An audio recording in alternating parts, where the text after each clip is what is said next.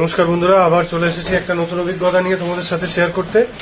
তোমরা অনেকেই হয়তো জানো যে আমার প্রথম বড় ছবি হচ্ছে মানে মেন ভিলেন হিসেবে হচ্ছে বাজিমাত।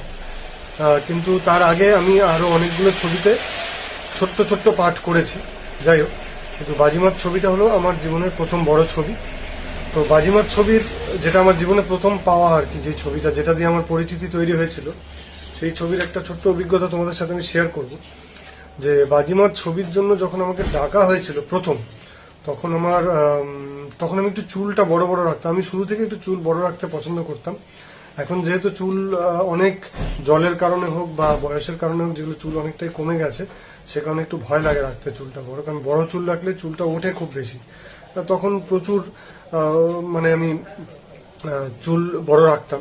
তো চুলটা আমি বড় রেখেই গেছিলাম, কিন্তু আমি যেরকম তোমরা দেখছো, যেরকম একটু হালকা দাড়ি গোপ আমি সেটা রাখতাম।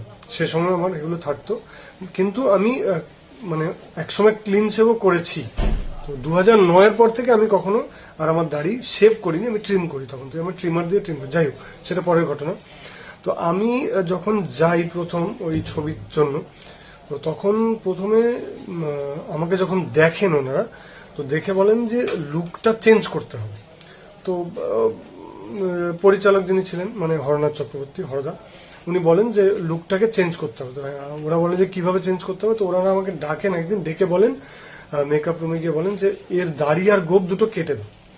তো তখন আমি ওনাদেরকে বলি যে দাদা, দাড়ি গোপটা কাটবেন না, কারণ দাড়ি গোপ কাটলে আমার খুব খারাপ লাগে দেখতে, মানে একদম মানে কি বলবো, মানে মাকন্দা মাকন্দা লাগে আর কি দেখতে। সেটা আমি শুরু থেকে জানি, যেহেতু আমার ওপরের ঠোঁটটা খুব পাতলা, এই গ্যাপটা অনেক বড়, সে কারণে এই জায়গাটা যদি কেটে দেওয়া হয় দেখতে খুব একটা ভালো লাগে না। যাই হোক, কিন্তু ওনারা বললেন, এখন আমি তো প্রথম বড় ছবি সুযোগ পাচ্ছি, আমি না তো করতে পারি না। আমি বললাম ঠিক আছে, আমি করব।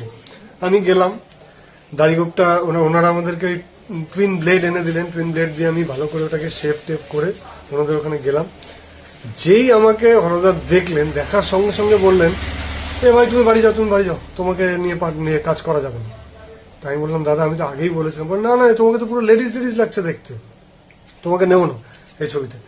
তো আমি বললাম দাদা, একটু আমাকে সময় দিন, আমি আবার দাড়ি গোপটা বাড়িয়ে আসি। তো তখন উনি বললেন যে ঠিক আছে ভাই, তোমাকে আমি 7 দিনের সময়। আমি বললাম দাদা, আমার দাড়ি গোপ খুব কম ওঠে, 7 দিনে হবে না, আমাকে 15টা দিন সময় দিন। বললো ঠিক আছে ভাই, 15 দিন পরে এসো, যদি দেখি ঠিকঠাক ভালো, আর নাহলে তোমাকে নেওয়া হবে। একদম সোজাসুজি আমি রিজেক্ট হয়ে গেছিলাম প্রথমে, ঠিক যেরকম ফান্দে পড়িয়া বললাম ওরকমই। আমি বাজিমাত থেকে একদম শুধুমাত্র আমার দাড়ি গোপ কাটার জন্য আমি রিজেক্ট হয়ে গেছিলাম। তারপরে চুল বড়, একদম পুরো ওরকমই লাগছিল দেখতে, মেয়ে মেয়ে লাগছিল আমায় দেখতে। তো তারপরে আমি বাড়ি এলাম।